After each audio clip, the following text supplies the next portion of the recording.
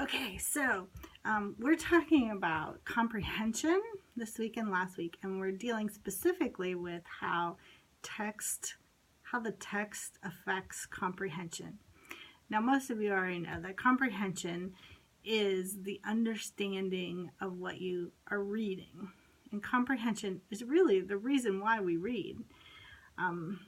If readers can read the words, but they don't understand or connect with what they're reading, then they're not really reading. They're just word calling. And perhaps you've heard that in some of the schools or situations that you've been in. Good readers, if your student is proficient with this, they are purposeful and they are active.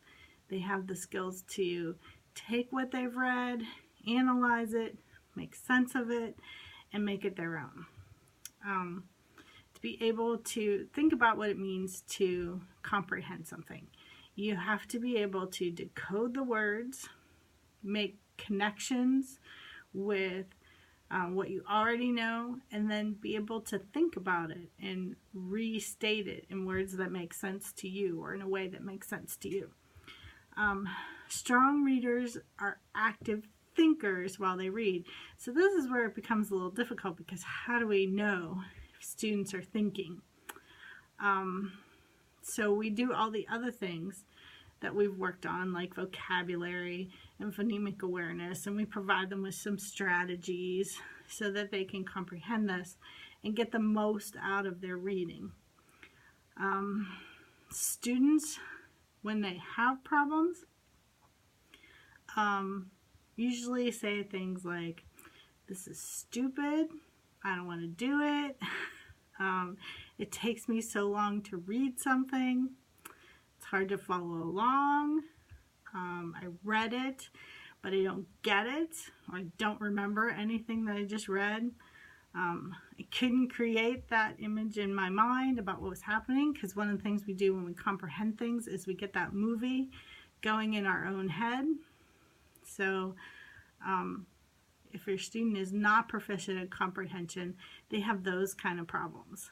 And if they are a good student, they know how to solve those problems when they come up. They know what strategies they can use.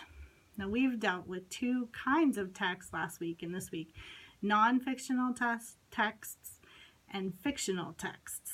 So, and we approach those with comprehension strategies that are a little different.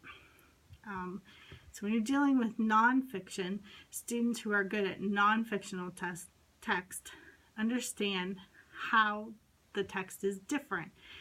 It is set up in sections with headings and subheadings.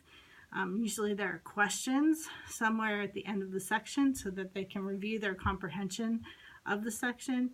There are charts and graphs to help them understand. Vocabulary words are in bold, so they know that those are important, or maybe italics. So they use those skills to help them make sense of what they're reading.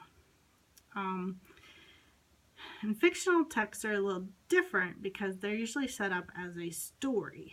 So students understand the nature of the story, and they can anticipate how that will go, from the setup of the initial problem, to the rising action of the story, to the climax of the story, to the wrapping up of the story. So when you have an understanding of how texts are structured, you have an understanding or a way to anticipate how they will go when you read them. So some strategies for comprehension are the same. Like, we ask students to reread the text if they don't understand it. But there are different strategies for different kinds of text. So think about graphic organizers. Graphic organizers are one type of strategy we use with reading comprehension, but it would be different for each type of text. You would use a different type of graphic organizer for nonfiction text than you would for a fictional text. All right, so that's probably the first part of your reflection for this week. Help you write those. The next part deals with assessments. So how do we assess students in comprehension? And we always talk about formal assessments and informal assessments. So for informal assessments, this is talking to students, having discussions or conversations.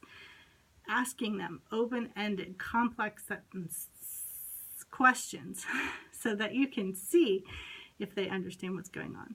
Observation is very important as a teacher to see if your students are comprehending the text. And then retelling is another big way that we try to have students retell us stories so that we know, or parts of the text, so that we know how well they're comprehending. Formal assessments, and this is the day and age of standardized testing. So in Florida, our students take FSAs starting in 3rd grade to monitor their comprehension and see how well they're doing. So FSAs are one of the biggest formal assessments here in Florida. There's also Retell Fluency and RTF, and that is, it uses fluency again because fluency is one of the better measures for reading comprehension through 1st through 3rd grade. Another test is called Gray Oral Reading Test. It's an assessment that examines the rate of reading, accuracy, and comprehension with overall ability. So those are that's actually 3 formal assessments and 3 informal assessments that you can use on your write-up for this week.